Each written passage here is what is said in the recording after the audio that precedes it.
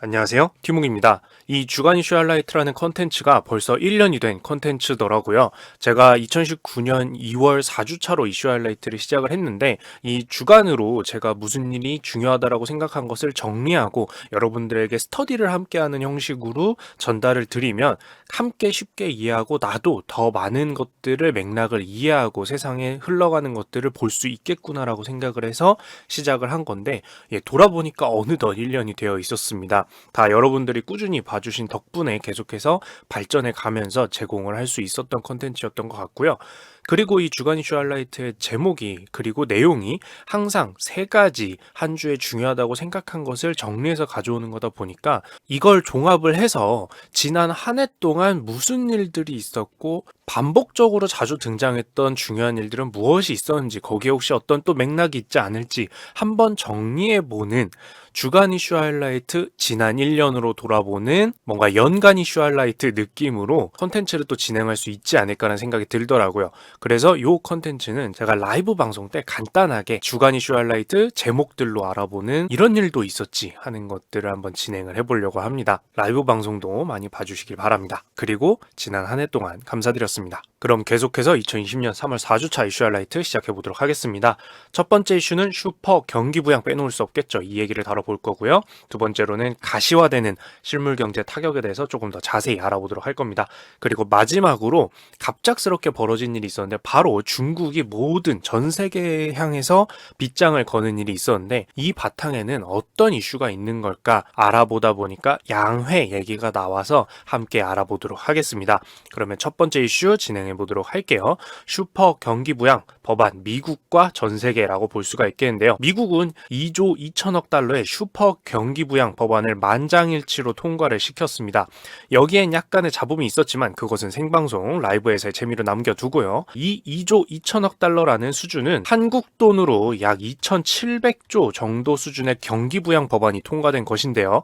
한국의 1년 예산이 약 480조 수준인 것을 생각해보면 이름에서도 알 수 있듯이 미국의 이번 부양안은 굉장히 슈퍼하다라는 것을 알 수 있습니다. 그만큼 미국이 이번 경제 위기를 모두 함께 심각하게 생각하고 있다는 방증이기도 하죠. 이 안의 내용을 살짝 열어보면 경기 부양책 맞구나 싶은데요. 이번 기회에 경제가 힘들 때는 무엇을 대비하는지 알아볼 수도 있겠죠. 단순히 모든 돈을 마구잡이식으로 하늘에서 헬리콥터로 살포하지는 않을 테니까요.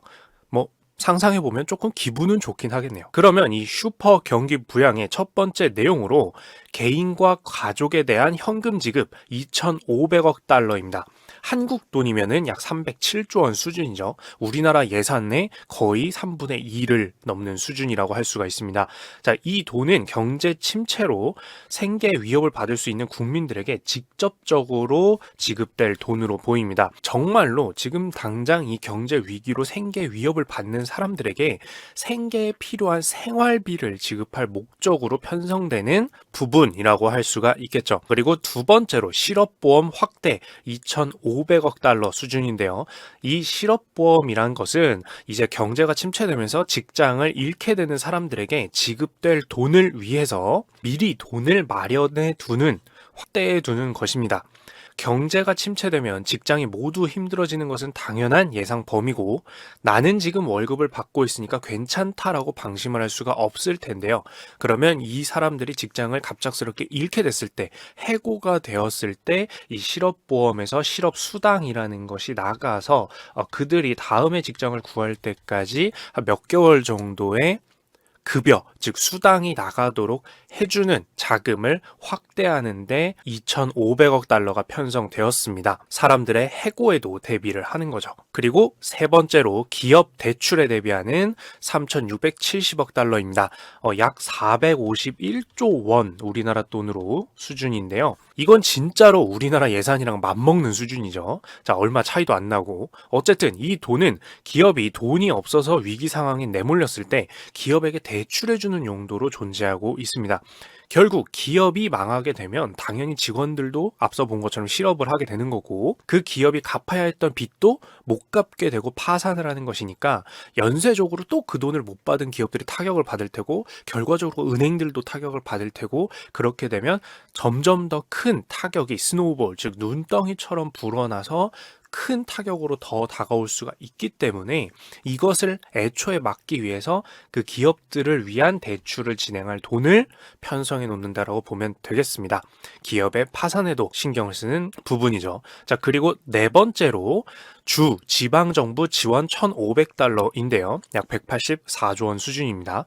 우리나라 돈으로. 자, 이건 이제 미국에 있는 각 주별로 지방에서 별도로 자신들의 상황에 맞게 판단해서 써야 할 돈이 있을 수 있기 때문에 어디서 사용하라고 지정하지는 않은 채로 지역별로 맞춰 사용할 수 있도록 편성한 금액이라고 볼 수 있습니다. 여러 가지 정책들이 큰 맥락은 중앙정부에서 맞춰서 하겠지만 지역별로 세심하게 신경 써야 하는 다른 부분들이 있을 수 있기 때문에 그 점에 고려해서 주 지방 정부에 별도로 지원할 금액을 편성을 한 거라고 볼 수가 있습니다. 특히 미국 같은 경우에는 아예 주별로 법안이나 이런 것들도 다르기 때문에 별도로 신경 써야 하는 부분이 많을 수 있고, 그게 아니더라도 각 지방의 특색이라는 게 있기 때문에 당연히 고려돼야 할 부분이겠죠. 마지막으로 병원 지원 1,300억 달러입니다. 약 160조 수준인데요. 지금으로서는 굉장히 중요한 지원 중 하나겠죠. 코로나19에 대한 대응에도 필요한 추가 자금이 될 테고요. 그게 아니더라도 코로나19에 모든 인력과 자원이 집중이 될수록 다른 질병에 대해서 대응력이 낮아질 수가 있어요. 그렇기 때문에 전반적으로 위기 상황에서 코로나19를 포함해서 다른 질병에 대해서도 병원이 대응할 수 있도록 지원해줄 자금을 편성해서 자원이 모자르지 않도록 해주기 위해 별도로 편성된 부분이 병원 지원 부분이 된 것 같습니다. 자, 이렇게 뜯어놓고 보니까 경제 침체와 같은 위기 상황 때 편성되는 자금이 어떻게 어디로 가는지, 무엇을 신경 써서 편성이 되는지 대강 윤곽이 잡히는 느낌이었는데요. 물론 포인트 중 하나는 이것은 역대급에 다시 있을지 없을지도 모를 사이즈로 진행된다는 것인데요. 2조 2천억 달러의 슈퍼 경기 부양책이니까요. 게다가 화상으로 이루어진 3월 26일 목요일 G20 회의에서 전 세계가 공조해서 경제 침체와 코로나19 사태에 대응할 것이고, 선진국들을 중심으로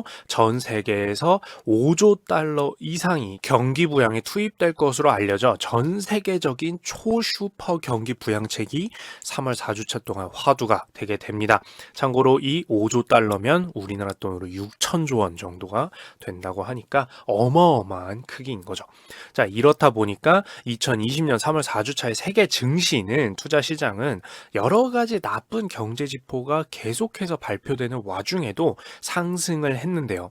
3월 24일에서 26일로 이어지는 3일 동안 미국의 다우존스 지수만 한번 살펴보면 미국의 다우존스 지수는 이 3일간 21%나 상승을 했습니다. 한 국가의 대표적인 지수가요. 이게 어느 정도인 거냐면 1931년에 대공황 이후에 반등했을 때 상승보다 더욱 크게 상승한 수준이라고 하는데요. 약 90년 만에 최대 상승폭이라고 합니다. 그러다 보니까 아무래도 이미 경제 침체는 투자 시장에서 벗어나길 기대하고 있는 거 아니냐. 왜? 이 슈퍼 경기 부양책이 실시될 것으로 기대했기 때문에 투자 시장은 벌써 적어도 하락장은 모면한 것 같다라는 이야기가 나오게 됩니다. 자, 그런데 두 번째 이슈입니다. 가시화되는 실물 경제 타격이에요. 코로나19로 인한 경제 타격은 이제 시작일 것이다라는 이야기가 항상 나왔습니다. 투자 시장이야 여러 가지 예상을 해서 미리 움직이는 것이 있지만 실물 경제 타격은 이제 시작이라는 거죠.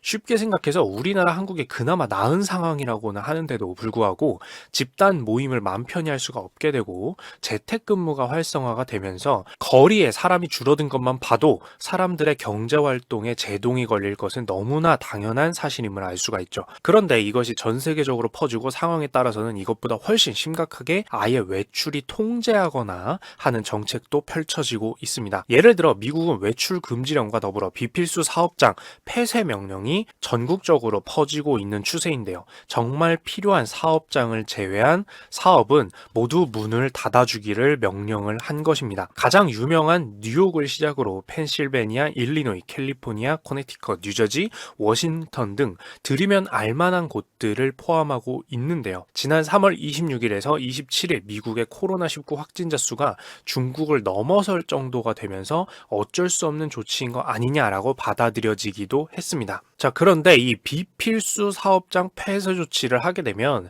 당연히 식당, 식당, 미용실 등과 같이 우리가 일상생활을 하면서 자주 접하지만 필수적이지는 않은 사업장들이 문을 닫게 되고 여기 고용되어 있던 근로자들이 일자리를 잃게 됩니다. 이때 일자리를 잃은 사람들이 청구하게 되는 것으로 실업수당이라는 것이 존재하게 되는데요. 근로자가 정리해고를 포함한 해고를 당했을 때 미국 연방정부와 주정부의 제도로 받을 수 있는 급여, 즉 수당입니다. 한국도 실업급여라는 형태로 존재하니 각 국가에서 해고당한 근로자가 다음 직장을 구할 때까지 생계를 보조해주기 위한 제도를 마련하고 있는 것이 있다라고 이해하면 되겠죠. 그럼 이런 제도가 존재한다고 하면 요즘 경제가 급격히 안 좋아졌다는 사실을 알 수 있는 지표로도 활용할 수가 있겠죠. 그 지표로 활용되는 것이 바로 실업수당 청구 건수입니다. 문자 그대로 사람들이 해고를 당하면 제도에 따라서 실업수당을 그 사람들이 청구, 즉 나 돈 달라라고 할 텐데요. 실업수당을 신청을 해야 받을 수 있을 테니까 이 신청의 건수가 늘어나는지 줄어드는지 보면 요즘 경제가 얼마나 좋거나 힘든지 숫자로 알 수 있다라는 겁니다. 이 미국 실업수당 청구 건수는 중요 지표로 보는데요. 매주 발표가 되고 있고요.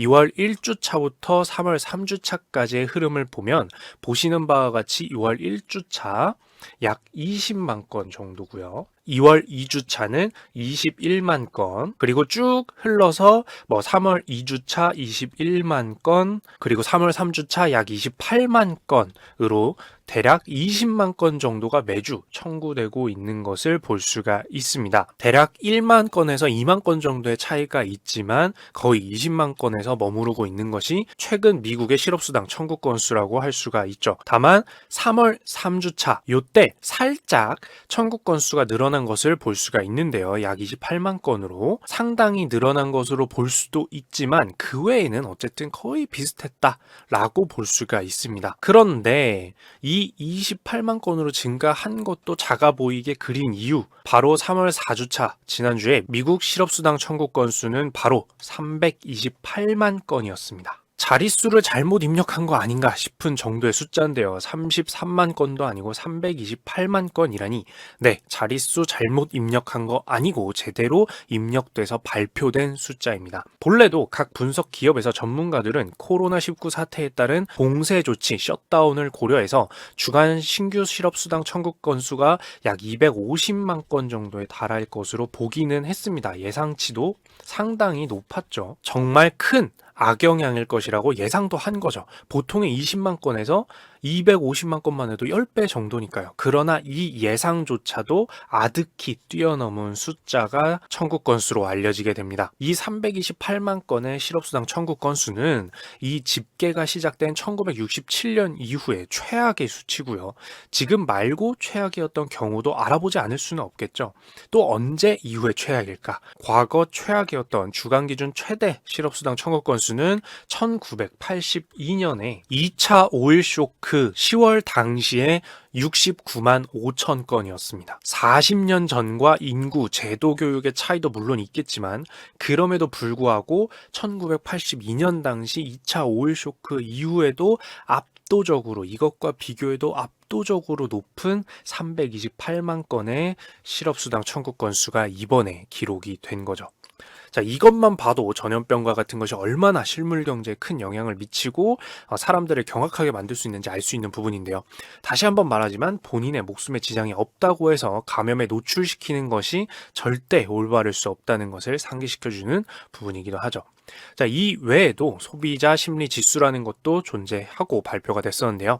문자 그대로 소비자 심리 지수를 알아보기 위해서 직접 소비자들에게 설문을 진행해 평균을 내고 추려내는 지수고요.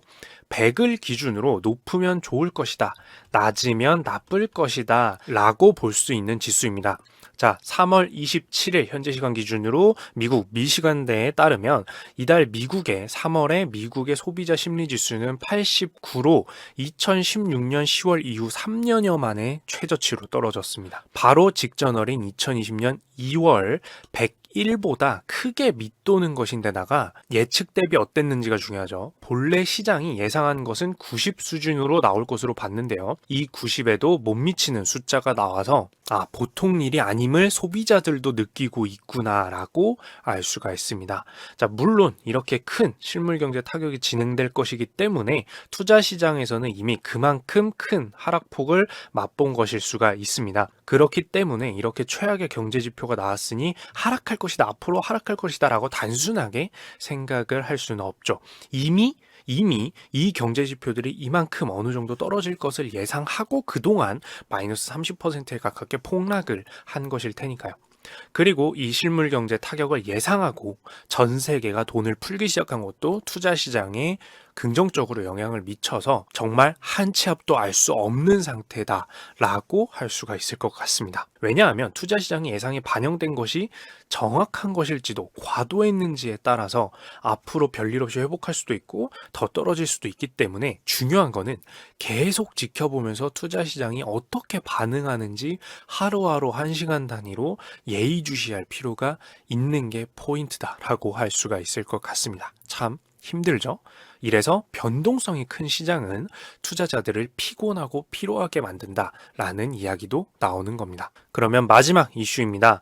중국의 빗장 그리고 양회 기대인데요. 중국 내 확산세로 시작된 이번 코로나19 공포 그리고 널리 퍼지기 시작한 이 코로나19는 아시아 지역을 중심으로 퍼져나가는 듯 했었습니다. 기억하실지 모르겠지만 초기에는 유럽과 미국에서 각종 행사도 웬만해서는 그냥 진행할 듯 보였었고 이것들이 취소되는 것 자체가 이슈였죠.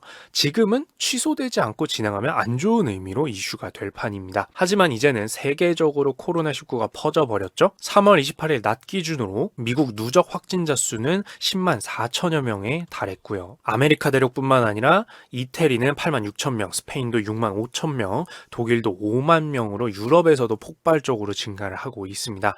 게다가 영국 같은 경우에는 영국의 국가 정상인 존슨 총리가 확진 판정을 받으면서 국가 정상으로서는 최초로 감염이 된 것으로 확인되기도 했죠. 아메리카와 유럽도 위기구나 라고 생각할 만한 정도인 것은 이제는 누구나 다 인정을 할 겁니다. 근데 상황이 이렇게 되자 갑작스러운 일이 좀 재미나게 벌어집니다. 바로 앞서 이야기한 중국이 세계를 상대로 빗장을 걸어 잠근 것인데요. 세계 모든 곳에서 중국으로 사람이 유입되지 못하도록 막은 것입니다. 바로 3월 27일 오전 기준 미국의 확진자 수가 중국의 확진자 수를 넘어서면서 벌어지게 된 일인데요. 마치 이젠 중국이 더 안전하니까 아무도 들어오지 말라고 한 것과 같았습니다. 세계와 통하는 중국의 국제 항공편을 항공사 한 곳당 국가별 주 1회, 주간 1회로 제한을 했다고 하는데요. 문자 그대로 오가는 비행기 자체를 띄우지 않는 것으로서 너희들 정말 웬만해서는 못 들어와 라고 표시를 한 것과 다름이 없습니다. 정말 중국 입장에서도 필수적인 이동만 인정하겠다라는 뜻으로 봐도 되겠죠. 예를 들어서 한국의 경우 매주 1000편이 넘던 항공편이 10편 정도로 100분의 1 수준으로 떨어진다라고 보면 됩니다. 전 세계를 대상으로 이런 조치가 시행되는 것이죠. 그것도 갑자기요. 심지어 외국에 나가 있는 중국인도 똑같이 들어오지 못하게 한다니 얼마나 강력하고 급작스러운 조치인지가 눈에 보이는 것 같습니다. 자, 그러면 어떤 이유가 이것에 대한 배경이 될까요? 당연히 첫 번째로는 실제로 세계에서 확진자 수가 급격히 늘고 있기 때문에 오가는 사람들로 인해서 코로나19가 통제되지 않는 상황으로부터 중국이 견제하는 거긴 할 겁니다. 당연한 거겠죠. 근데 이것 말고는 무엇이 있을까요? 바로 양회가 여기서 등장을 하는데요. 중국은 양회라는 것이 진행이 됩니다. 말 그대로 두 개의 회의고요. 중국에서 가장 큰 회의 두 개이기 때문에 금융경제에서도 항상 관심을 갖는 회의인데요. 양회 중 하나는 전국인민대표대회고요. 또 하나는 전국인민정치협상회의입니다. 이 두 가지를 말하는 것이고 이게 함께 연속적으로 진행되어 양회라고 부르게 되는데요. 이름에서도 티가 나지만 중요한 정책과 경제 관련 내용들이 많이 나오겠죠. 그런데 이게 본래 2020년 3월 5일 개막 예정이었는데요. 당연히 코로나19로 인해서 연기가 되게 되었었습니다. 왜냐하면 이 양회가 진행되는 동안에는 약 5천여 명의 인민대표가 베이징으로 모이는데 이런 위험을 감수할 수가 없었겠죠. 그래서 연기를 했었고요. 이후 양회를 개최할 명확한 날짜가 나오지는 않고 계속해서 미뤄지고 있는 상황이었습니다. 아마도 중국 내에 코로나19 확산세가 잦아드는 것을 보다 확실하게 하고 코로나19로 인한 위협을 최대한 줄인 다음 양회를 열면서 둔화되어 있는 중국 경제를 살리기 위한 여러 가지 정책 발표를 하려는 것 아닐까. 즉, 양회를 열고 중국 경제를 되살리는데 타이밍을 확실히 잡기 위해서 앞서 말한 방식으로 아예 외국과 단절을 통해서라도 코로나19의 위협을 빠르게 낮출 필요성을 느낀 것 아닐까라는 이야기가 이 양회 때문에 나오게 됩니다. 그래서 외국에 대한 단절을 발표하면서도 3월 4주차에 이와 함께 다른 몇 가지 발표가 있었던 것으로 보는데요. 첫 번째로는 국내 총생산, 즉 GDP에서 재정 적자 비율 목표치를 올린다는 이야기가 나왔습니다. 어려워하지 마세요. 금방 풀어드릴 거예요. 쉽게 말해서 매출은 국가의 매출은 생산은 그대로여도 빚을 더 질 수 있도록 만든다는 거예요. 국가 입장에서. 돈을 찍어내서 푸는 것도 전부 빚인데 그것을 좀 더 여유롭게 할 수 있게 만든다는 뜻이죠. 이렇게 하면 국내 총생산, 즉 GDP에 비해서 더 많은 빚을 지고 돈을 사용할 수가 있게 되고 돈을 풀 수가 있게 되고 그런 경제 부양책도 보다 더 큰 규모로 강력하게 할 수 있게 됩니다. 그 준비를 위해서 미리 우리 빚을 더 질 수 있도록 해두자라고 나온 거예요. 그리고 두 번째로 특별 국채도 발행을 하는데요. 요것도 쉽게서 말해보자면 경기 부양을 위해서 국가가 돈을 빌리고자 하는 것이고요. 다만 특별 국채는 정말 특별 국채라서 자주 볼 수 있는 것도 아니고 2007년 세계 금융위기 때 발행된 전력만 있습니다. 반대로 얘기하면 지금 이 특별 국채를 발행하겠다라고 하는 것 자체가 경기 침체에 적극적으로 나설 필요를 느꼈다라는 뉘앙스가 중국 입장에서는 되겠죠. 결과적으로 이런 경제 부양, 경기 부양 관련 발표가 중국의 전 세계 상대인 빚장 발표와 함께 있었던 것으로 보아서 중국의 양회를 얼른 열고 본격적인 정책 발표들을 통해서 중국의 회복을 빠르게 도모하고 과시하기 위한 준비를 하는 것 아닐까 추론할 수 있게 만들어주고 있습니다. 그러므로 중국의 양회가 열리는 시점과 코로나19가 세계적으로 확산세를 멈추는 시점 등이 앞으로 세계 경제의 갈 길을 가늠하는데 도움이 되는 부분이 한 축으로는 되겠구나라고 생각을 해볼 수가 있겠죠. 물론 중국의 행동에 대한 어떤 인간적인 평가는 좀 미뤄두고서라도 세계의 축 중 하나인 중국이 과연 빗장을 걸어서라도 회복하는데 경기를 살리는데 성공할 것인지에 대한 하나의 포인트가 만들어진 3월 4주차였다라고 볼 수가 있을 것 같습니다. 과연 이 양회 때 얼마나 뭘 발표하려고 열심히 준비하는 걸지 알아보는, 기다리는 것도 재밌겠죠. 자, 여기까지 3월 4주차 이슈 하이라이트도 모두 이야기를 끝마쳐 봤습니다. 사실 하면 할수록 고민도 많이 되고 가끔은 힘에 부치는 느낌도 드는데요. 요런 얘기에 대한 고민과 이런 것들은 제가 생방송 때 여러분들이랑 또 요즘에 채팅 좀 활발하죠. 채팅을 하면서 소통하고 놀아보도록 하고요. 도움이 되셨으면 좋겠어요. 그럼 여기까지 이상 팀훅이었습니다. 감사합니다.